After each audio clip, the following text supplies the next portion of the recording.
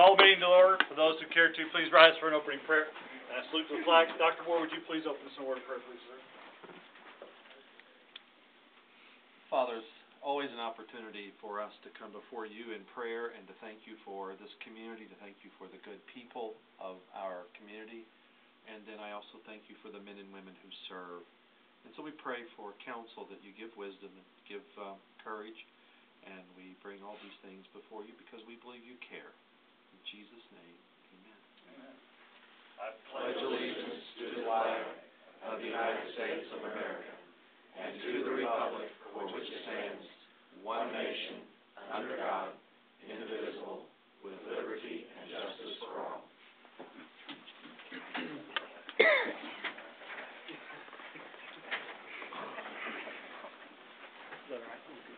I can do it.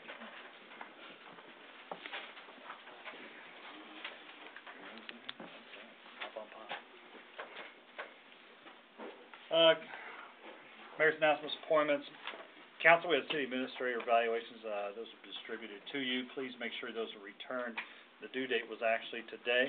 If you have not turned those in, please get those in, and we will tabulate the results to make sure that we are on target and on task with the evaluations. Did anybody not receive an evaluation form? They went out hard copy and electronically, so if you have one, please send that in. Appreciate that. OTO is conducting a regional transit analysis for the area's transit needs. You're welcome to share your comments and ideas about the regional transit. Meetings are scheduled for October 11th at the Library Station on North Kansas Expressway, October 12th at the OTO Lobby, 117 Park Central Square, and October 13th at the Library Central on South Campbell, or you may call Sarah Edwards at 836-5442.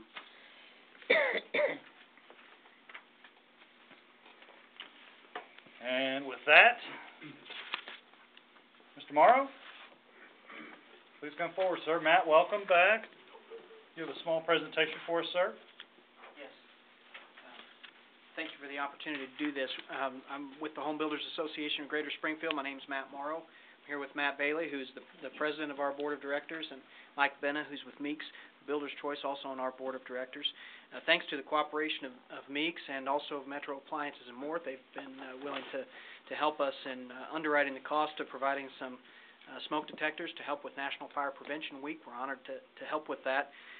You all know us. The HBA is a professional not-for-profit trade association, new construction, home building, and remodeling in the Ozarks, and our members provide those services. Today we're donating 50 new Family Guard dual ionization smoke alarms, a retail value of approximately $500 to the Republic Fire Department. We've been pleased to work with the fire department and with other members of the staff here with the City of Republic in cooperation on a number of issues, and we heard they were going to be making a special effort during this Fire Prevention Week. We wanted to be a part of that. And so we're just honored to help with it and be a part of that effort. Thank you. Chief, you're accepting those? You bet. Thank you.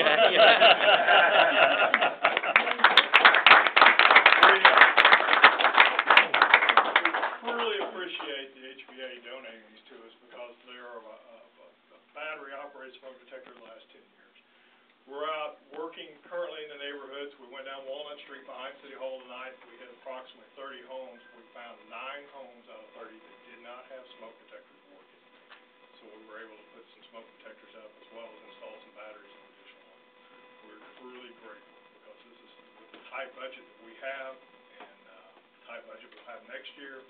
This is something that we can't afford, and it really affects our citizens. So, Matt, thank you very much. Thank you, sir. We're forever indebted. So. Thank you, guys. Certainly appreciate it. Thank you very much. Thank you.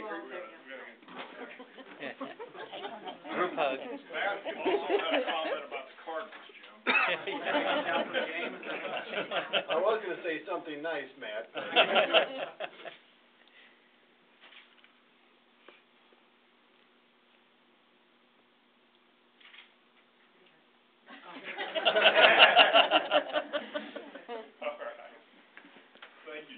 Thank you, gentlemen. In spite of Matt's sarcastic comments about the Cardinals all the time, every time he sees me, HBA and Matt in particular have been very supportive of the efforts we've been making here and some of our code revisions. We've been working with them diligently on a number of different items, and they've been absolutely great to work with. I just wanted to give you guys a plug because you've been really a pleasure to do business with, and we thank everything that you do for the home building industry. Thank you very much. Also this week, this is Fire Prevention Week. We'd like to read a proclamation. I think Lynn Hollandworth and Lori Cottrell are here to accept that on behalf. They've done a lot of work out in the community and certainly appreciate their efforts. So, whereas fire is a serious public safety concern both locally and nationally, and homes are locations where people are at the greatest risk from fire. Whereas home fires killed more than 2,500 people in the United States in 2009, according to the latest research from nonprofit National Fire Protection Association. And fire departments in the United States responded to more than 360,000 home fires. Whereas cooking equipment is the leading cause of home structure fires and associated injuries, and the third leading cause of home fire deaths. Whereas heating, electrical equipment, and smoking materials are among the leading causes of all reported home fires. And whereas the risk of dying in a home structure fire caused by smoking materials rises with age. Whereas working smoke alarms cut the risk of dying in reported home fires in half. And automatic fire sprinkler systems cut the risk of dying in a home fire by 80%. And whereas Republic's first responders are dedicated to reducing the occurrence of home fires and home fire injuries through prevention and protection education. And whereas residents who have planned and practiced a home fire escape plan are more prepared and will therefore be more likely to survive a fire. Whereas 2011 Fire Prevention Week theme is It's Fire Prevention Week, Protect Your Family from Fire, effectively serves to remind us all of the simple actions we can take to keep homes and families safe from fire during Fire Prevention Week and year-round. Now, therefore, I, Mayor Brian C. Buckner, do hereby proclaim October 9th through 15th, 2011, as Fire Prevention Week, and I urge all citizens to protect their homes and families by heeding the important safety messages of Fire Prevention Week 2011 and to support the many public safety activities and efforts of Republic's Fire and Emergency Services. In testimony whereof I have herein to set my hand and fix the seal of the City Republic this 10th day of October 2011 AD. You guys have done a great job in the community. Chief Compton was telling me all the things you guys do. Certainly appreciate that, and the community is well indebted to have servants like yourself out there beating the drum for fire prevention safety. We certainly appreciate that. So, thank you.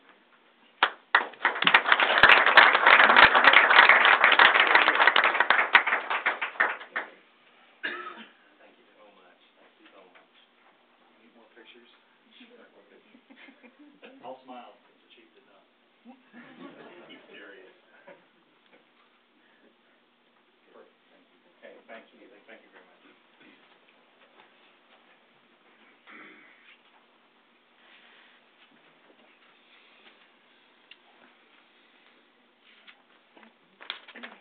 Last item on mayor's announcements, appointments, and votes is not in your bulletin, but I'd like to welcome our new finance director, Laura Guy Rice. Welcome. Would you stand and be recognized? Yes, yes, please. Hi.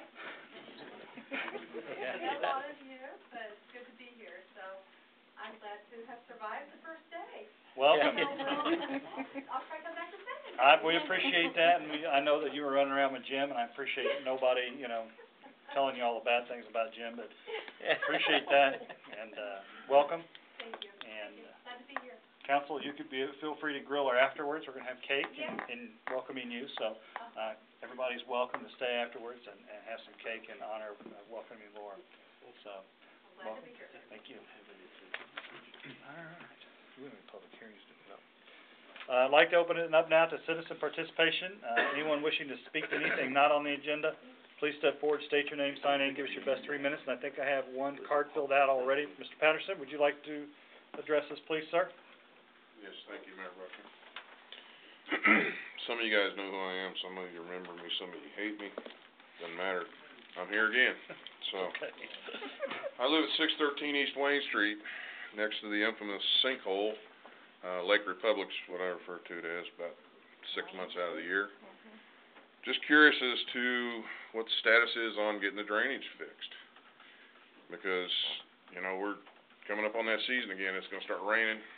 I'm going to get water in under my house again. This past July, and of course this whole process, as you know, started 7 years ago for me. And I keep coming back, I keep getting a runaround, this and that. You know, I've seen 3 different companies survey the property over there, nothing's been done. You know, I wonder why it takes 3 different companies to do 3 different surveys, who's paying for that, the whole deal, doesn't matter, nothing's getting done. This past July, my furnace air exchanger and my compressor shut down on me. Well, those things happen, I call a guy out. He says, well, looks like this thing's rusted out. And I said, well, okay. And as Mr. Brock and some of the others are aware of, when the water gets up on the high side of the now defunct 911 road, my pad soaks it up under my crawl space. I got a sump pump, but, you know, it doesn't keep up. And I had a mechanical engineer as well as the installer of the new air conditioning central air system. Both said that I lost a considerable amount of the life of my units due to the fact that your water trespasses up under my house and has rusted that out. It got holes in the compressor line, sucked water up in the compressor. Doesn't take a genius to figure out that's not going to last long.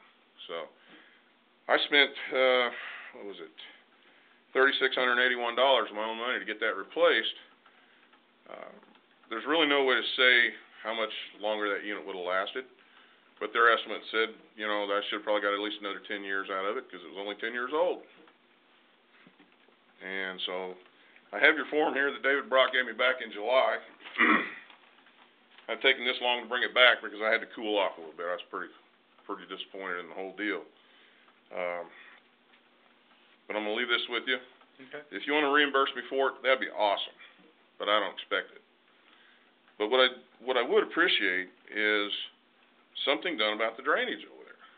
You know, we've been fighting this battle for years, guys. It's not fixing itself. You know, and every spring and fall, I get water up under my house. I got a sump pump that's straining to keep up, doesn't keep up. I'm looking at putting another $600 or $700 sump pump system in there, and that's with me doing it myself, which, quite honestly, I shouldn't have to do. I didn't buy a house in a floodplain, okay? You know, and I didn't cause this problem. And I don't know who's ultimately responsible. I don't know. The city signed the permits for the industrial park to be built. All the drainage got changed when that happened. So does it fall on the city? I don't know. I don't really care. I just want it fixed.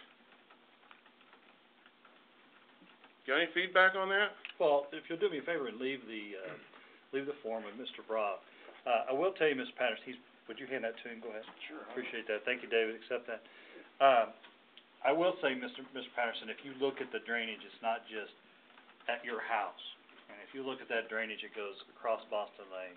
It goes down behind the next subdivision. It goes back, and those are all filled. Now, in order for us to work it, and we'll look at your complaint. I have no issue with that. And we'll get back to you. I have no issue with that either. But to let you know, there's more of a drainage problem as it goes. You're right in the middle, right? Really, if you look at where you live, you're right basically. There's several homes in the area that have problems Yes, with you're right in the that middle. drainage. You're right. You're right. So if you look at the drainage from that particular area across your area, down across Boston Lane, back into the next subdivision, I can't think of the name of that place. The cottages. Cottages. If you look at that and how it goes, it runs up against that house, which is built below the road. That really, if you look at that fence, it's built below the road. And the water runs back, and then it's supposed to drain off on that, right? So is the water backing up from there to your house, or would it drain properly? And we're asking these questions anyway. And we do have it on the books. I'm not sure when that Boston Lane is supposed to be worked on, but it is on the books, and we'll get back to you on that plan to let you know, to give you some information to let you know what we're doing downstream.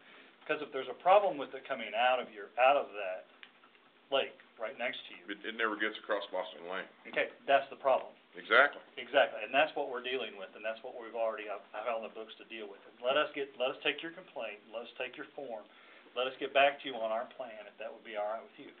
And that way we at least give you an idea, because if it's backing up downstream, then something's wrong downstream. Not just the lake itself, but something's wrong downstream, and that's what we're going to deal with. That's the problem. It's not backing up from downstream. It's stagnated from upstream. it stops at Boston Lane and then backs up to my house and That's- all the houses around that pond. That is correct, but the problem is even further down, because if it's backing up at Boston Lane, not getting across, the water is supposed to go across. So it's backing up somewhere down further and stopping quicker. Does that make sense? Just because it's, don't look at Boston Lane as the end-all, be-all. Go a little bit further across, down, and around, and back into the cottages subdivision. That's really where the issue's at. And if Yeah, they took a lake and made real estate out of this big problem. Exactly. I know what the problem is. Yes, sir, and you But are correct. I just want it fixed for everybody's business. I'm not just here for myself. Oh, I know, and You we know, realize that. the rest of the neighbors, they just got tired of coming down here and fighting with you guys. Well, and we're And I don't also, tire of that easy. and we're addressing that situation beyond where you guys are, because that's the problem.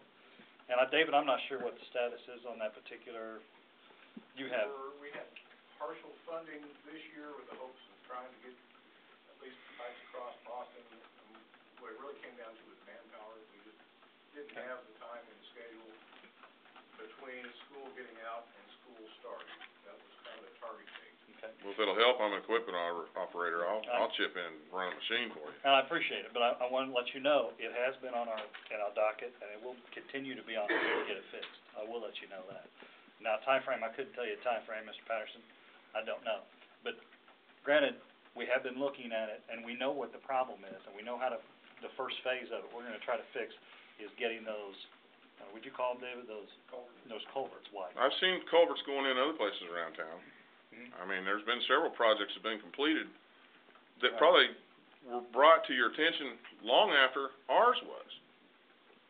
You know, Well, not maybe all of them, but I'm sure that, I mean, I don't know what time frame is on all of them, but this has been going on for me for 7 years. And Malakotes that had the house before me went at you before that. And, you know, it's, And we've had the engineers out, Mr. Patterson, I'm not gonna, and, you know, I've heard what you've had to say, and we've got your information, and I will say this, we will get back to you and let you know exactly what the plan is. And I don't, if we can put a time frame on it, we'll put a time frame on it, and I have to, you know, but we also have to evaluate how many problems we have, whether it's stormwater drainage or whether we have runoff or whatever it may be. Is that an issue in the city? Absolutely. Are we addressing it? Yes. Is it on Mr. Brock's docket to fix? Yes. Is it getting fixed, or do we have other problems on our docket all over across the city that aren't getting fixed? Yes. So, are we gonna address it? Yes. And and we will have Mr. Brock or Mr. Christie get back to you one way or the other. okay, well, when the water starts backing up, I'll give you a call. Well, you'll hear from us before that. We can stick a truck out there and pump water like we did 4 years ago, and Thank you, sir. Anyone else wishing to speak to anything not on the agenda, please step forward, state your name, sign in, give us your best 3 minutes.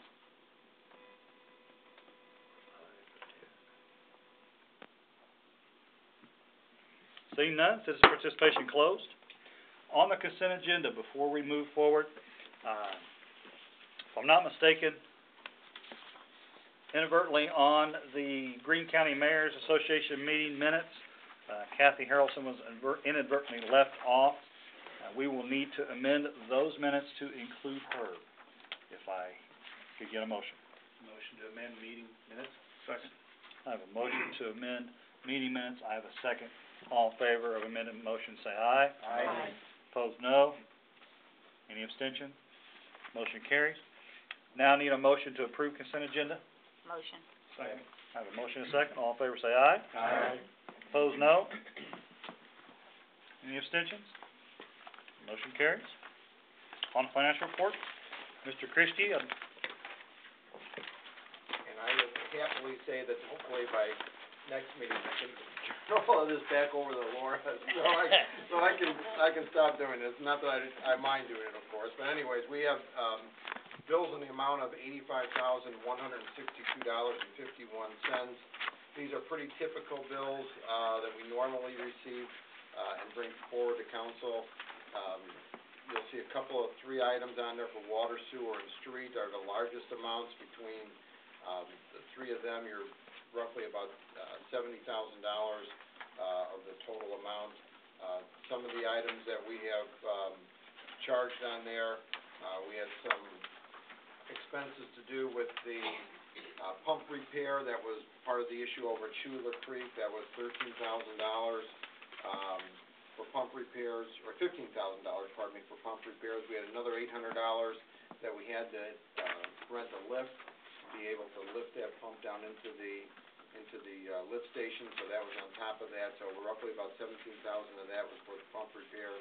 We had some maintenance on some of the Schuler Creek, lift station generators, that was part of this, and some various other expenses, diesel fuel, one other larger amount on the street side. We had, almost $13,000 for engineering costs for the Oakwood and Route 60 intersection improvements. Questions, comments, discussion? Mr. Grooms? On the Oakwood deal, what was the projected cap on that? We have a budget amount on that, what is it? The whole project, I believe, was $949,000. But didn't we set aside a certain amount for the engineering? Yeah, for the engineering, was it $38,000, David, for engineering for Oakwood? Closer to 60. Was I'm way off. So this is the first of many. Right, they're, in total, I think they're about 40% through the cap, and, so that parallels kind of the amount of work that they've Okay. And that was at our expense, so the other $949,000, I believe, was the other numbers for the actual work itself that we were gonna do the cost share with MoDOT. Other questions, comments, discussion for council, or for Mr. Christie?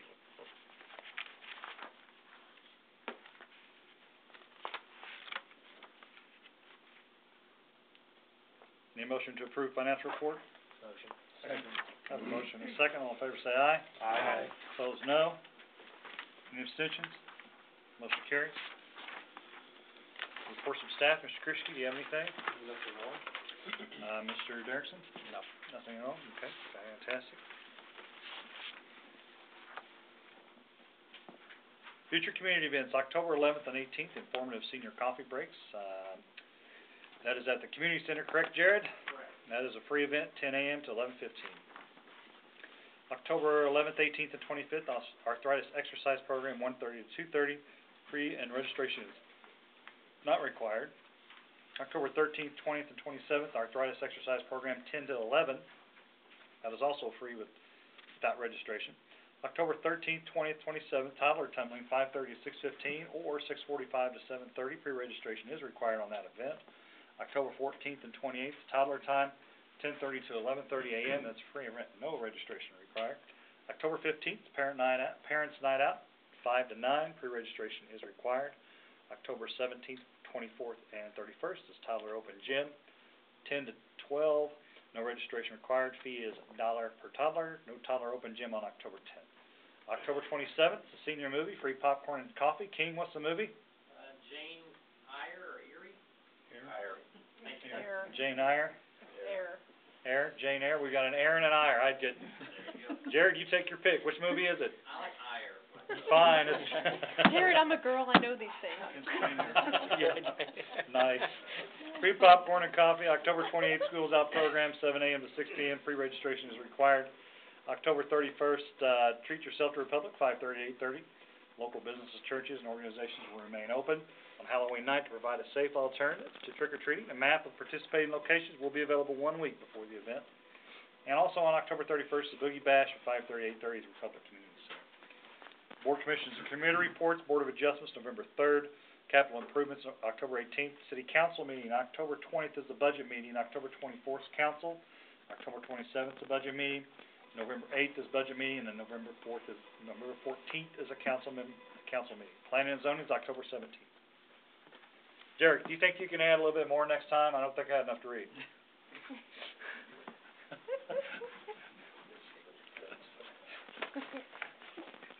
I may just have put my own website up for Jared, just for his announcements and all the stuff he's got going. He's a busy man back there. Maybe he can just have his own update section. You know, that's not a bad idea. Just do Make the. him read. That's not a bad idea either. Do you need a motion on that? No, we can just approve it without his motion, that's all right. Now, good things going on at the Parks Department, I'd be more than happy to read anything he's got going on. He's got a lot of good things for the community going on over there, and that's, certainly appreciate all the work the Parks Department does. Old business and tabled items, need a motion to have the second reading of bill number 11-25. Motion. Second. I have a motion and a second, all in favor say aye. Aye. Try that again, all in favor say aye. Aye. Opposed, no. Any abstention? Motion carries. An ordinance of the City Council of the City of Republic, Missouri, amending the zoning code and official map by changing the classification of approximately 8 acres owned by T. Edward Pinnaker, located at the 700 block of East US Highway 60, from local commercial C1 to general commercial C2. Need a motion to have final approval of bill number 11-25. Motion. Second. I have a motion and a second. Welcome, Mr. Tyson. Please give us an overview, sir. Good evening. This ordinance will rezone approximately 8 acres of land, 2 parcels. You will know them better as Pinnaker Chevrolet and what was formerly Windfalls and Foreman's Appliance. They are currently located in the local commercial C1 zoning district. This will rezone them to the general commercial C2 district. The primary reason for doing this is to bring the Pinnaker Chevrolet property into compliance with the current zoning regulations. Right now, it's a lawfully existing non-conforming use. At the time that Pinnaker Chevrolet started, car dealerships were permitted within the C1 district. Somewhere about 1999-2000, that was changed so that auto dealerships were put into the C2 classification. So since that time, they've continued lawfully, but now that they desire to redevelop the property, it was necessary to bring this zoning change to the City Council. Thank you, Mr. Tyson. Questions, comments, discussion for Mr. Tyson? Any questions on the map?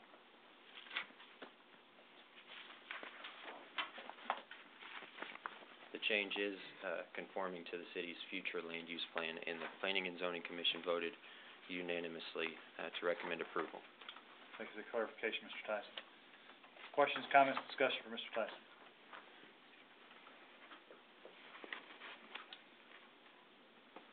Seeing none, roll call vote. Councilmember Harrelson. Aye. Councilmember Full. Aye. Councilmember Ward. Aye. Councilmember Harder. Aye. Councilmember Brashear. Aye. Councilmember Groom. Aye. Councilmember Wilson. Aye. Councilmember Clinkenbeard. Aye. Motion carries 8-0 on no new business. Need a motion to have the first reading of bill number 11-26. Motion. I have a motion and a second. All in favor say aye. Aye. Opposed, no. Any abstentions? Motion carries. An ordinance of the City Council of the City of Republic, Missouri, repealing the current code section 105.070 and enacting section 105.070, amending the boundaries for City Council wards based on new 2010 United States decennial census data. Mr. Christie, please give us the overview, sir. Okay, there's actually 2 parts of this. One is the actual, ward boundary lines, and you'll see maps in your book. One was the old, current, boundary maps, boundary ward, boundaries that we have, and then you'll see the proposed one. In the old, or current ones, technically not old yet, you'll see that Ward 1, had the highest population of 5,541, and the lowest was in Ward 3 at 2,687. That is actually based off of current population, so if we did nothing and did not change the boundaries, that would be how it would be divided up with the current boundaries. Of course, our city charter requires us to have the 4 wards, and it requires us to keep a balance between those, an equal balance. We're never gonna be able to make them person for person. When we looked at this, we determined that if we could keep it within 1% of what it's divided out to into 4, we would be doing a pretty good job, and we actually got it down to a 19 resident difference. So if the ward boundaries are acceptable, you'd have 3,697 would be in Ward 1. That would still be the largest ward, and then you would have in Ward 2 would be 3,687. You'd have in Ward 3, 3,678, and in Ward 4, you'd have 3,685. We try to keep these as consistent and contiguous as we possibly can, and this is what we come up with. The second portion of this is the old language in the municipal code, of course, was consistent with the old map. the new language would be consistent with the new language, or the new ward boundary. So what we did was just repeal all the old language and just replace it with the new language that would be consistent with the new map. Questions, comments, discussion from Mr. Christie? The question did come up, would this displace any of the current council members? No, it would not. The main area of change was right there in the middle of town. You'll notice on your maps there. And for anybody out there in the audience, we did provide a larger map that gives some detail too, so you can see that and not just rely on the smaller ones. And this is a two-read, and tonight is the first read, of course. Next week would be the second read. If there's any changes that council would like to make, we can work on those and bring back a revision for the next council meeting, but it is important that we get this approved as quickly as possible so that we can get the information to Greene County so that they can go ahead and update their records. We have, of course, council elections coming in the spring, and people will be actually putting their names in for that election starting in December. So we need to get this completed and to the county as quickly as we can. Questions, comments, discussion from Mr. Christie?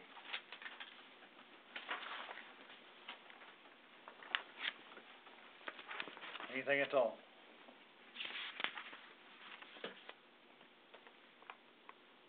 Again, this is first read. If you have questions or comments between now and then, please contact Mr. Krischke. On to other business. Resolution number 11-R-55, a resolution of the City Council of the City of Republic, Missouri, authorizing the Police Department to apply for the 2012 Local Law Enforcement Block Grant, LLEBG. Need a motion? Motion. Second. I have a motion and a second. Welcome, Chief Lowe. Please give us the overview, sir. Well, this is a local law enforcement block grant that is available to municipalities and county government throughout the state of Missouri. Because of our geographic size and population, we're only eligible for less than $10,000. And we've been very fortunate the last 2 years to have been able to receive this. We're applying this year to try and replace some of our much-needed radio equipment that's hitting its end of life, and it can only be used for safety-type equipment. And so we've been able to hopefully justify, like last year, that replacing our radios will meet that requirement, and we're hoping to be able to do that, as well as we're trying to get some of the new ANSI-rated traffic safety vests. If you've seen our officers out directing traffic at crashes and stuff, we're hoping to get some of those new improvements. If we're lucky, we'll get we have a 10% match, but the total of it's going to be $9,201.57. Questions, comments, discussion for Chief Lowe.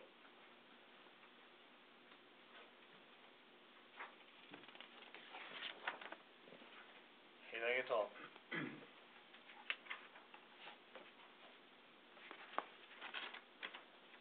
Seeing none, all in favor say aye. Aye. Opposed, no. Any abstentions? Motion carries 8-0. Resolution number 11-R-56, a resolution of the City Council of the City of Republic, Missouri, authorizing the Police Department to accept the 2011 COPS Hiring and Recovery Program, CHRPS, Grant Award. Need a motion? Motion. Second. A motion and a second. Chief Lowe, give us the overview on this one, sir. We're very, very happy to be able to receive this. We were one of the 6 agencies in the state of Missouri to do so.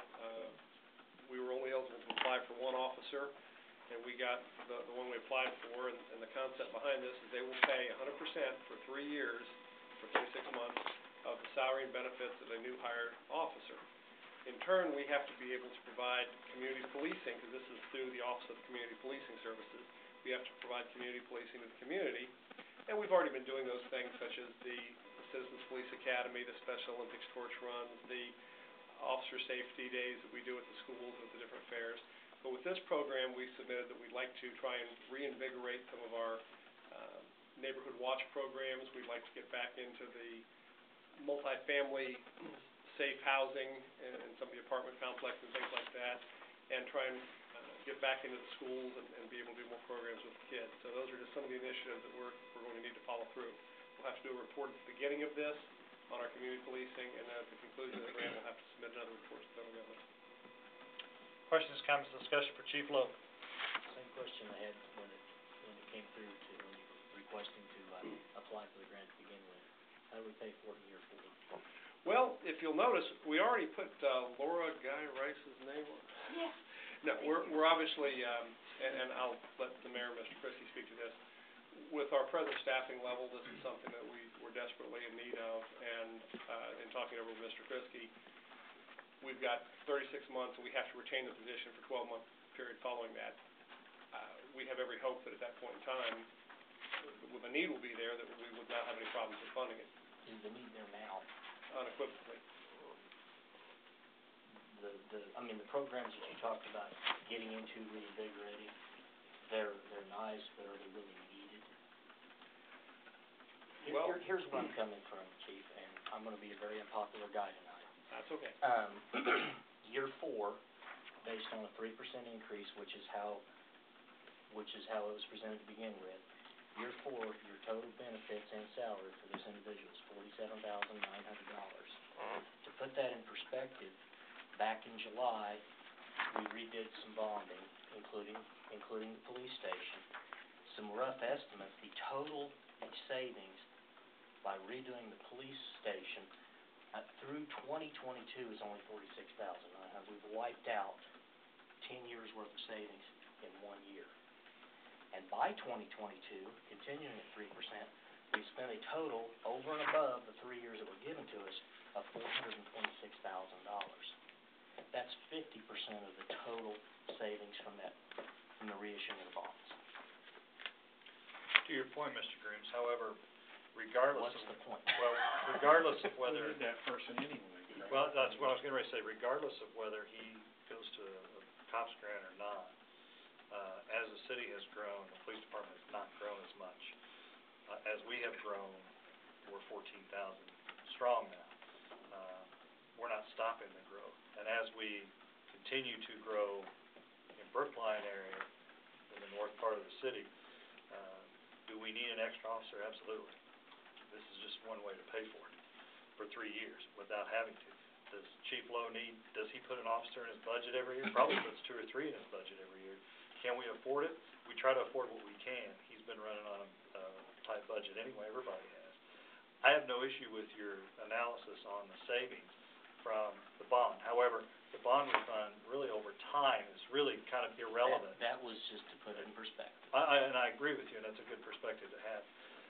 I guess my comment is, regardless of whether he funds it through the COPS program or he funds it through something else, we gotta figure out how to pay for another officer, regardless if it's 3 years from them or us. He's gotta have another officer. He's always needed cars, but we've kind of remedied that over the last 3 or 4 years by being proactive. That's a car every year. Yeah, that's exactly. Go ahead, Mr. Funkenbeer, go ahead, sir. Is there an option to set aside, basically that's about $12,000 a year if you count all 4 years to pay for that last year. Mhm. Is there a way to set aside, that money so you don't get hit all in 1 year? Is that an option to do? Then you're just gonna get hit in year 5. You only have to have them for 4 years. You're not gonna lay an officer off after you've had him on the force. But we're gonna need that many officers. If we don't grow and need 1 more officer in 5 years, the city has other issues. And that's a good point, And the because city we've will have grown other issues. over the last 5 years. For instance, we've grown so much. Oh, I'm gonna back up, and I know I'm being a little doggish about this, but, It's okay. a lot of the programs that you just talked about, you said are basically required in order to have this COPS, We've got, this community policing. we have to provide community policing, which is the fundamental behind it. These programs are the ones we chose that we felt would benefit the city of Republic the most. That's what I'm saying.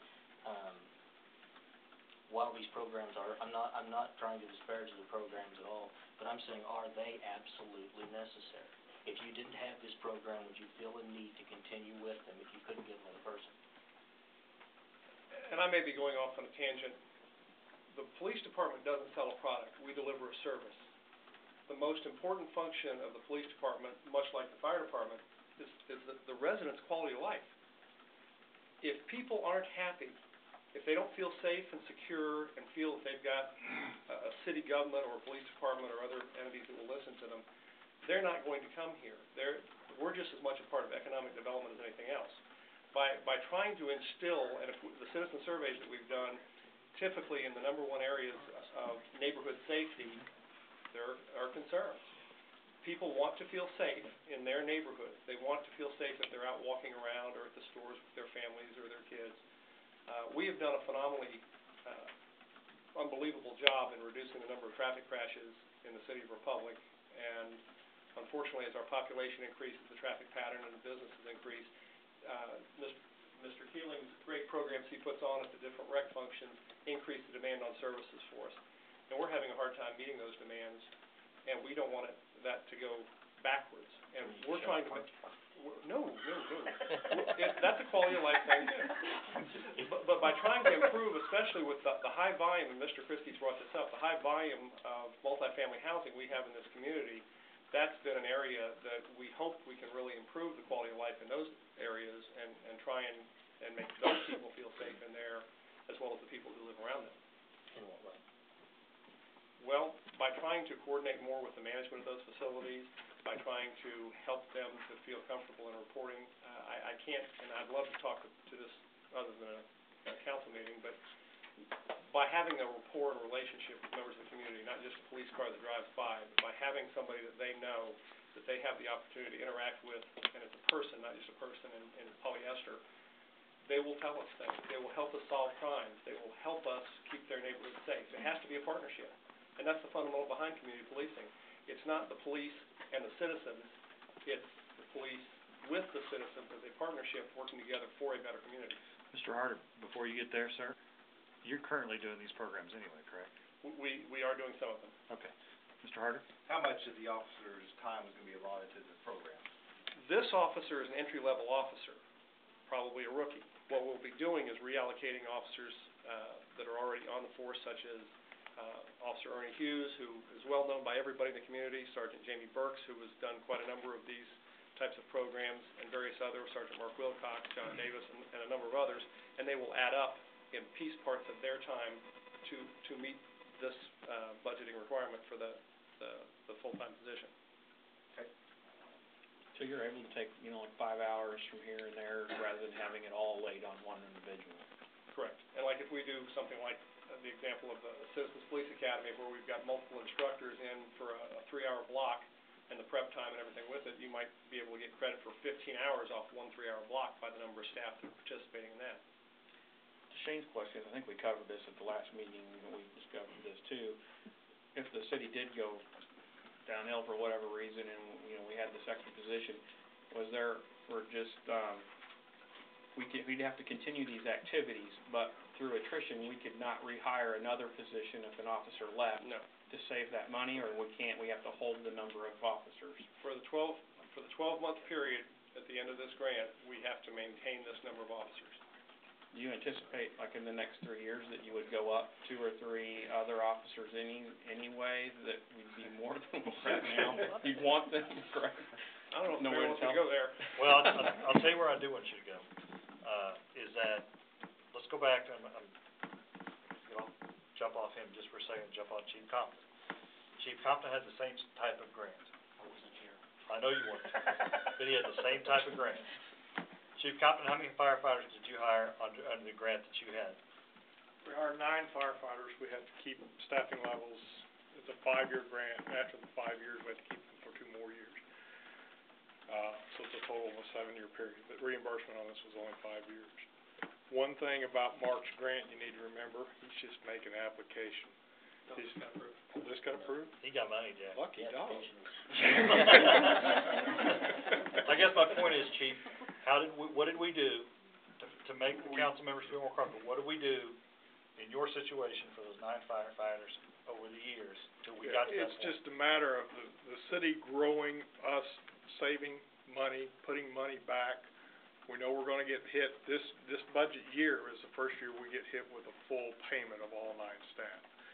Our grant stepped down in increments over the 5-year period, where this is at year 4, it's a big payout. But, I know Mark needs the help desperately, and I understand what you're saying, but, I guess my point was, to your point, Mr. Pierce, my point was is that as we have grown, we're going to continue to grow. Our staffing needs for those 2 departments specifically have grown as well, and that's why we had the foresight back then, 5-6 years ago, to put those 9 firefighters on, and now we're still tight-staffed. Even at after the addition of the 9 firefighters, we're still tight-staffed on the fire department. With the fire department, when we did the consolidation, the next year we got the grant for the 9 staff off the SAFER grant. We wouldn't have an ISO Class 3. We wouldn't be where we are today without having the 9 staff, Fire Station 2. I mean, we'd still probably be at a Class 4 rating, so we would probably be. We wouldn't have dropped that other rating. Thank you, Chief, that's all, that's what I want to know. Go ahead, questions, comments, discussion, Chief, go ahead, Shane. Actually brings me back to the original question, how are we gonna pay for it? That was the question, is how are we gonna pay for it? And the only thing I can add to that is we're growing, even right now, is, you know, whatever you wanna call the economy, about 100 houses per year. So over the next 3-year period, we'll have approximately 300 houses, you know, maybe more if the economy picks up. At our height, we were building, you know, 300-400 houses per year. So certainly there's gonna be additional revenue that's coming from those houses. It's gonna be impossible to pinpoint and say, here's our exact revenue source and here's what we're going to do. You know, we've looked at this, and Mark and I talked at length about some of these questions that would come up. Is this a good thing? And grants aren't always a good thing to accept because of, you know, what are you gonna do for future revenue to afford these positions? But we're already short at least 3 officers, depending on who you might listen to. We're growing 100 houses per year. We do have the potential to grow further out in the Brookline area, which will stretch our resources even that much further because of the sheer distance from, you know, the main part of the city of Republic. So when that 4th year rolls around, I would love to be able to say we're gonna have this X number of dollars more in this revenue source, but we're gonna rely on the growth in the community, the extra sales tax that might come with it, the extra property taxes. Those are the things that we're gonna have to set aside money towards when that 4th year rolls around. But there isn't a magic line item that we can just point to. I wish there was. Which, as I was going through this and reviewing this, I came across a little red flag, and it's a little mysterious note from when the auditor was here. And basically, that note said we received a large check in 2011 that went towards the police fund. It will not be there in 2012. Correct. Or in the future. So actually, what I'm hearing is our resources are dropping as our demands are increasing. You know, and you'll see when we get to the budget meetings, we've lost the cell phone reimbursements, the settlements from the cell phone companies. We had, the last one was this year, but that's a revenue source that's gone down. As Dwayne said, our SAFER grant from the fire department has gone to the 0 mark too. So there were some revenue sources that are no longer there for us, so we can't include those next year. The good news is that we've had seen an increase in our franchise fees, an increase in our sales tax, and a few other revenue sources. So it is starting to project, you know, higher again in those other resources. We're still not at the levels we were at in 2006 and 2007, but we're getting closer to doing that. And we've been cutting in other areas, and not backfilling certain positions, you know, to respond to that lower revenue. There is a little bit of a risk, I suppose, of factoring in we're gonna have to pay for this position in year 4. But we need the extra police officer. I think it will be a decision if the revenue doesn't come forward. We're gonna have to make some other choices to be able to afford that officer. And there might be another cut in another area that will, you know, take the money that we need, you know, from that cut and put it towards that officer. We're convinced in 4 years the extra officer is the best use of that money. Over and above anything else. I do believe that. Now, even. I'm asking you. So I think the risk is worth it now. Mr. Wilson? To give a little background, how many officers do you have at this time? Including myself and the major and the detectives, there's a total of 23 of us. Okay, but on patrol, at one time you said at some shifts there might be but just one car because of not enough people to go around? For the most part, we have 2 officers on duty, all the time. And sometimes we you know, if there's a shift overlap or something, we could have as many as 3 or 4, but for the most part, we try and budget at 3. That way, if somebody's out on sick leave, vacation, family medical, whatever, then we have at least 2. And that's if nobody's in a transport a prisoner to Greene County or follow up an investigation at the hospital or something like that. Now, are these 8-hour shifts, 10-hour, 12-hour, what are they?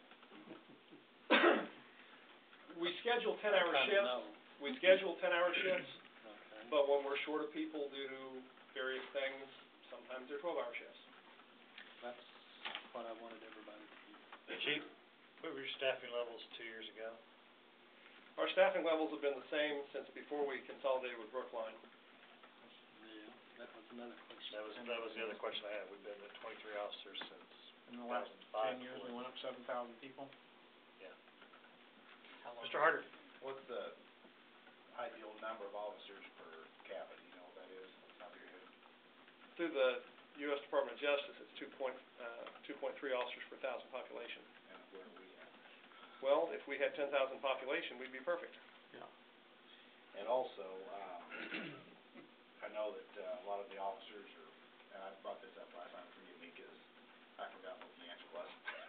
But the officers that might be in service to get called up, how does it affect when you do, if you do get this grant? That other officer will be, That officer's still gone. That doesn't count against us because Okay. we've got at least 3 employees right now that are in the military reserves or National Guard that are subject to deployment and in the past have deployed.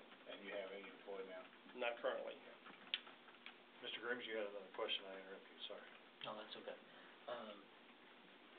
To the point of, the staffing levels that everyone's been talking about here, at least in the short term, I mean, how long does it take before this rookie, is basically able to, shall we say, hold his own or pull his own weight and such? And what I mean by that is if you actually free up a person. You're saying, well, we got 3 people, but if a guy's off sick or on vacation or this or that, then we only got 2. Well, if one of those 2 is that rookie, you really haven't gained anything, have you? Sure. We're less far behind. You still got 1 car out there is what I'm saying. Yeah, absolutely. You still got 1 car out there. You're not putting more feet on the beat. Just taking hours off of those that have been on the beat. Well, I would give some credit. Oh, I'm not trying to take Well, it the away. program they go through that prepares them, and then when they go through their field training, once they're in a car by themselves, those men and women are pretty well suited. They do a good job with that. But no amount of training replaces time on the street. Well, we've been very fortunate, and we've got a really fine reputation. We've been getting a lot of applicants, and most of the people we've hired lately, as Jim will say, he meets them all as mayor, they're coming from other agencies to us. And they're hitting here with several years, in a lot of cases, of experience already. And so we're getting good quality officers that already bring life experience with them, and then they go through our field training officer program. So I can't think, it's been the last 3 or 4 we've hired, all came with very good experience. And that's gonna start as an entry level. Matt was the only one I would have called an entry level that came out of the That's true. academy directly. But he'd been a police explorer and the head of that program for 3 years or so before, so he actually was familiar with the City of Republic and the police department, but not police work. But, good point. So, but what you just said is that really these aren't entry level people then. Well, they're entry level at hiring, at the hiring point salary, and they're coming in with an officer rank. And that's what the grant requires. So regardless of experience level, they come in at the bottom, so to speak. Yes, sir. Okay. Well, it can vary, though. I wouldn't want to tell you it differently. It can vary. There has been cases where we have,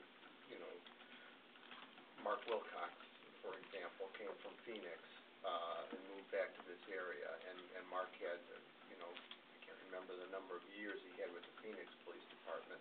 So he did not come in and start at the lowest level. So we do have, as departments, the flexibility based on someone's experience when they come forward to put them in their step and grade that's appropriate to their experience. So that, it could be that we get somebody that comes right from the academy and they do start at the base, you would say, but then there are other times where we could compensate them a little more for the experience that they bring to us, so.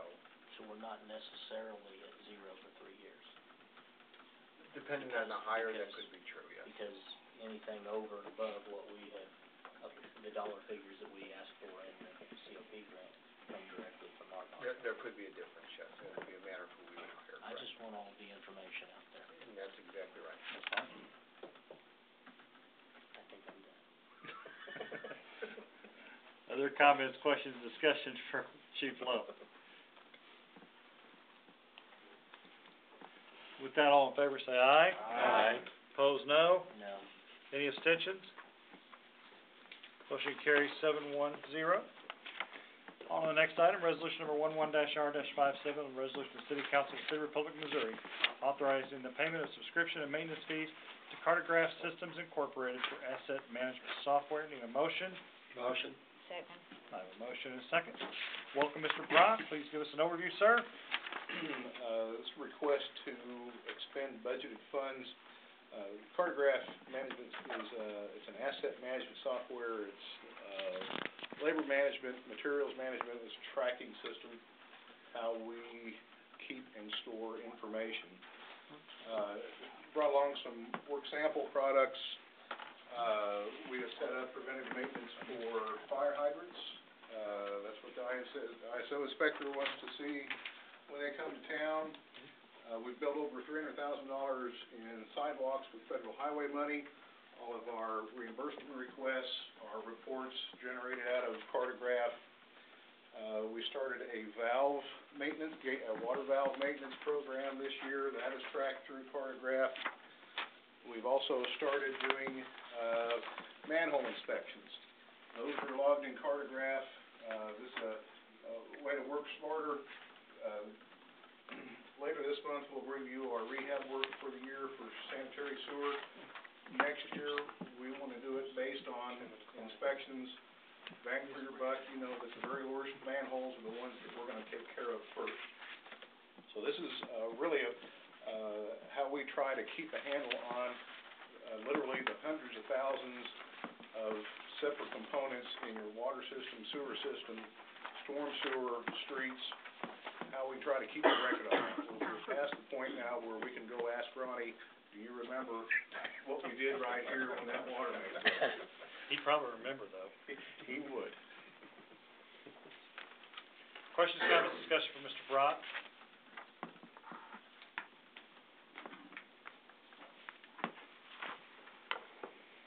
Do you see this as staying a viable product for the years to come? Absolutely. It is,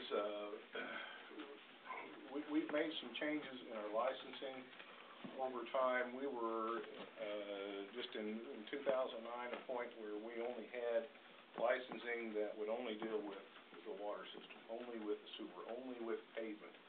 And we made a change in 2010. It's essentially opened that up to cover all of the different types of facilities that they have a standard package for, and then it also has just a kind of a blank template that you can bend to suit your own needs. And in fact, we're molding that one currently to handle streetlights. So that's a kind of a new program we're going to get into in the future, but answer your question is yes. Very powerful. Other questions, comments, discussion for Mr. Brock? Mr. Brashears? First year that we used that. I think they actually bought the original license in 2002, but the first couple of years, really, it was limited to processing work orders. If you had a job, you really wanted to make sure that somebody got in writing and you got a report back in writing what was done. That's what it was used for. I was on council before, I know we used this, I can't remember to what extent, but I remember this name. It's gained in use and popularity as more people become more comfortable with it. It's becoming, better used and I would agree with David. This is definitely a nice tool for them to have and something that they're getting more and more use out of. And they did expand it last year just so that they can continue on with that progression.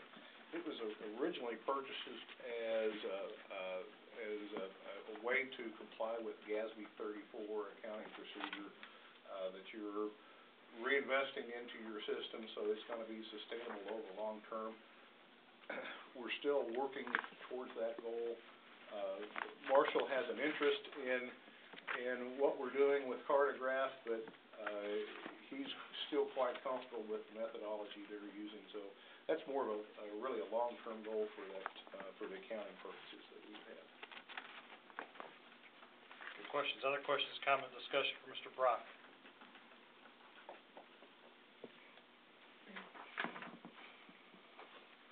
All in favor say aye. Aye. Opposed, no. Any abstentions? Motion carries. Thank you, Mr. Brock.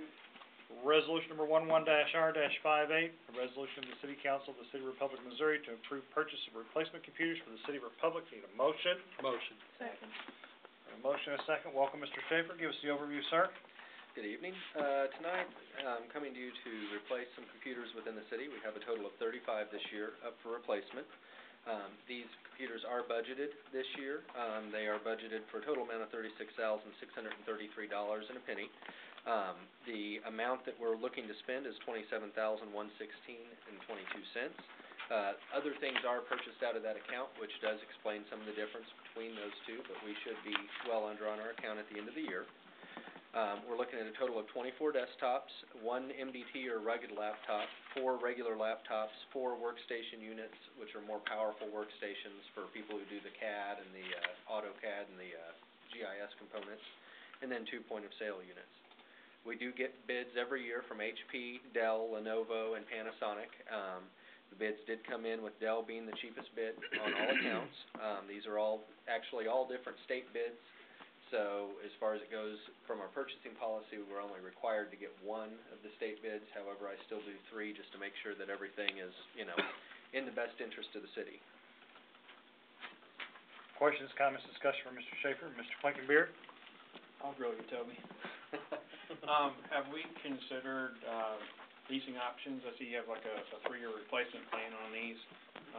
Usually cities, especially in the county, the way that it is, interest rates down, you can get real low interest rates rather than shelling out, say, $27,000 in one budget year, doing $9,000 or $10,000 over, per year for a 3-year. Have we looked into leasing at all? I have not looked into leasing. I looked whenever I first came here. At that time, especially given the state of the fleet of the computers and everything else, it came out better just to purchase at that time. I know we lease like copy machines and other things that I've seen go through here. I know being in that industry that leasing has been a very good thing for a lot of industries out there. And that is definitely true. Copy machines, a lot of it depends on cash flow. Ironically, I was looking at a replacement copy machine to bring to the budget meeting. That will cost us about $3,700 additional to lease it over the course of 3 years. On about a $10,000 machine. So I had talked to Mr. Krisky about it and decided basically that if we have the money and we have the cash, it would be better at this point to purchase it. Go ahead and purchase it outright. So. Question? Can I just, do you mind if I comment? Jump in. And what you said, and I won't ask Laura to address it, but now that Laura's here, she's brings with her a lot of experience and lease purchase options and all of us. Dwayne, for the fire department, is looking for a couple of fire engines. The dump truck, we just had something for a lease purchase a couple of council meetings ago. So I've not thought of that option either, but that's something we'll certainly bring up at one of our staff meetings and talk about. I don't know if that's feasible or not, but in future years, it helps cash flow year to year. If we've got it now, then, on this one, we can look at it on the next time around. I just wanted to see if it was something we looked at. and we haven't, but we certainly will. Good. Other questions, comments, discussion for Mr. Schaefer? Mr. Based on the spec, Toby. Yes, all bids are based on the same spec. That's why they're broken down into desktops, workstation, rugged laptops. Each one is a different specification. So the bids from, say, Dell and Lenovo and HP are all going to be as much of the same as you can. HP especially has gotten to the point where you can't fully configure a machine. So you might end up with a $5 part here that you don't have there or something like that. But you're getting the systems that you want and need, not... Yes. we're getting configurable systems, and we're getting what we need out of the systems without buying additional things. You know, we don't have Blu-ray drives or, you know, anything like that that is considered to be, for the most part, extraneous for our needs. Include monitors? No, these do not include monitors. We don't replace monitors except for on an as-needed basis, so. Thank you. Additional comments, questions, discussion from Mr. Schaefer? These are all very good questions, Mr. Schaefer. Mr. Christie, please, look into the purchase/lease option for the budget meeting for the next time. I'm sure we'll dig into that. I'm sure Laura brings a lot of knowledge in that area too, so we need to gather that as well. Anything else, council, for Mr. Schaefer before we move on? Seeing none, all in favor say aye. Aye. Opposed, no. Any abstentions? Motion carries. 8-0. Thank you, Mr. Schaefer. Resolution number 11-R-59, a resolution of the City Council of the City of Republic, Missouri, authorizing the approval of the Master Services Agreement, the account change in authorized account signers, and the Depository Services Resolution for the government entities with U.S. Bank. Need a motion? Motion. Second. I have a motion and a second. Mr. Christie, please give us an overview. I guess I kind of refer to this as a little bit of housekeeping. This is, our main account is through U.S. Bank, and with the addition of Laura, of course, and then with Jim Hunsinger as Mayor Pro Tem resigning and new Mayor Pro Tem being added, we need to update our banking documents, and the three documents that are listed are the three documents that need the appropriate changes. So all that has occurred has been the removal of Jim Hunsinger and the addition of Jim Harder, and then Pete had already, before he left, we already had removed Pete. He had brought that forward himself, and now we're bringing it back again with the addition of Laura on there as well. Questions, comments, discussion from Mr. Christie?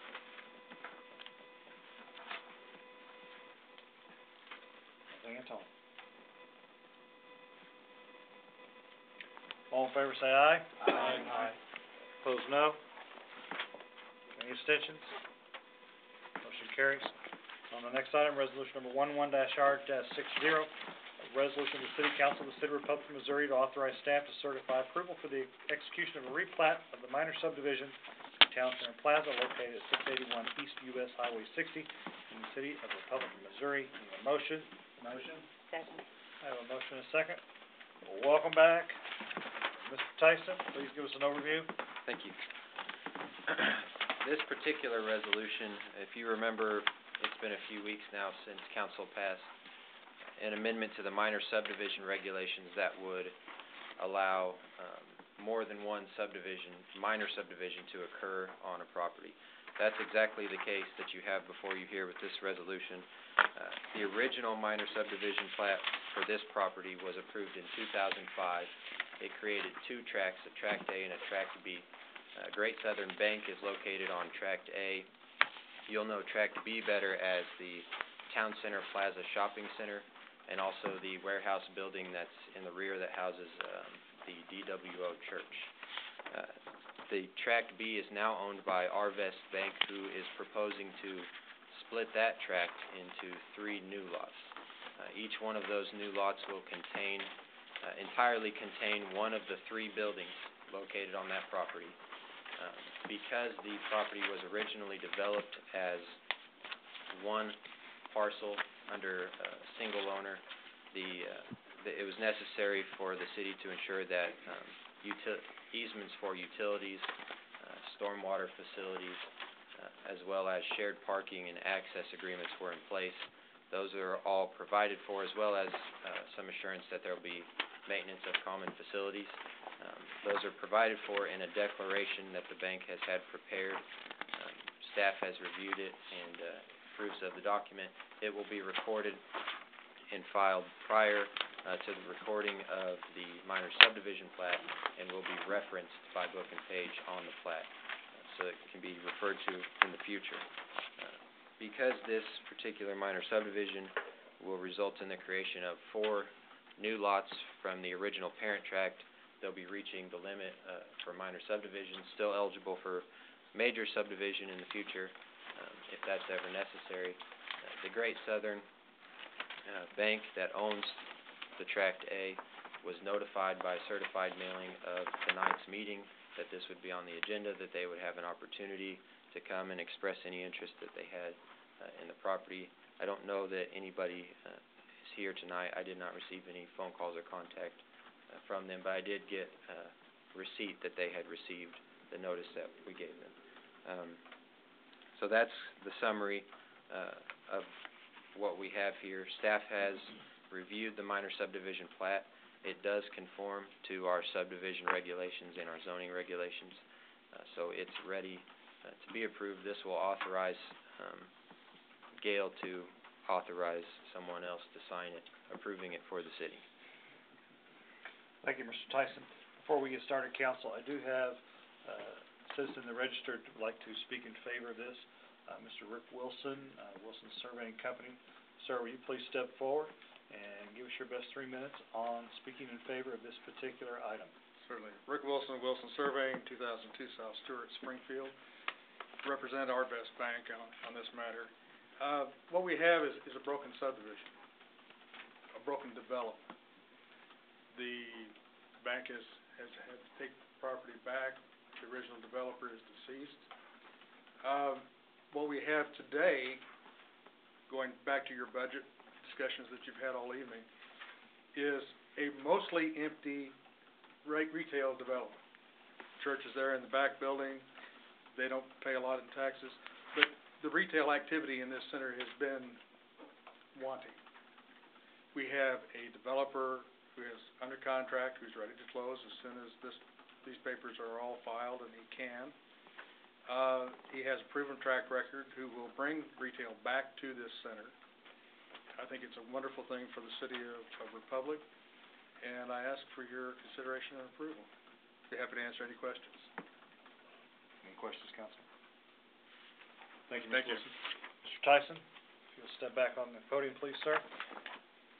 Council, questions, comments, discussion from Mr. Tyson. Mr. Wilson? I got just one. It appears that tract 1 and 2 is C2 and tract 3 is C1, is that right? That's correct. Is there a Portion reason of for tract, the new tract 3, a majority of it will be C1, portion of it will be C2. The zoning on this parcel does not match property lines exactly. It was rezoned by a legal description that matched some boundaries at the time that was passed, and that will remain the case. Does that answer your question, Mr. Wilson? Other questions, comments, discussion from Mr. Tyson?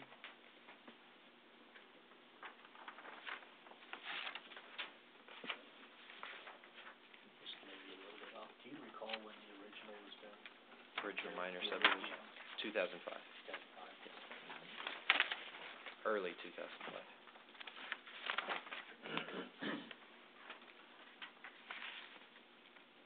Additional questions, comments, discussion for Mr. Tyson?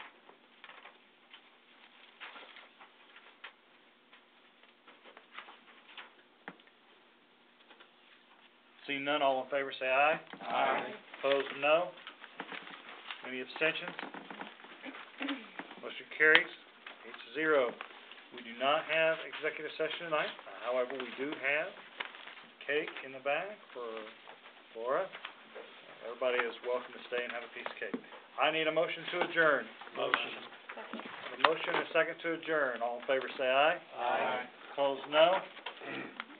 Any abstentions? Motion carries.